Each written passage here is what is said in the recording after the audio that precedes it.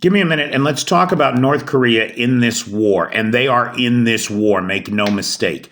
It's not just artillery shells. It's not just troops to the front line.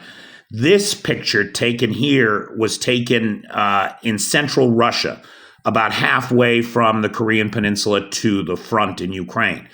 And what it shows us are two self-propelled howitzers, 170 millimeter North Korean howitzers that are on their way to Ukraine. Now, look, the only reason to ask North Korea for artillery is because you are short of artillery, especially if you're asking them for this shit. These things fire 170 millimeter shells. The Russian army doesn't use 170 millimeter shells. So that means that not only are the howitzers going to have to go the 9,000 miles from North Korea to the front line, but the ammunition for them is as well. Now, the good news there is you don't need as much because these things only fire 1 to 2 rounds every 5 minutes. They are not what we would call efficient. However, they are dangerous.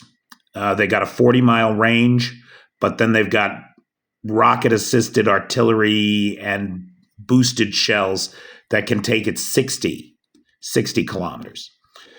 So it's a concern for the Ukrainians, certainly. But more importantly, it shows that Russia is already defeated and they know it. They can't win this on their own.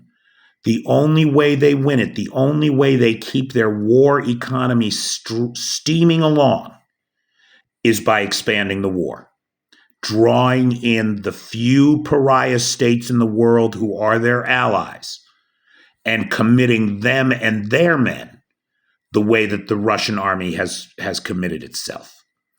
This is a recipe for disaster. It is a recipe. The lemmings of the Russian Federation are following dear leader right over a fucking cliff. There's no two ways about it. I want to thank Patsy Huff, who is the sponsor of this video. Patsy joined the Patreon at the Sea Babies level, and so every month I thank her personally for her ongoing long-term support, which means everything to this channel. Thank you, Patsy.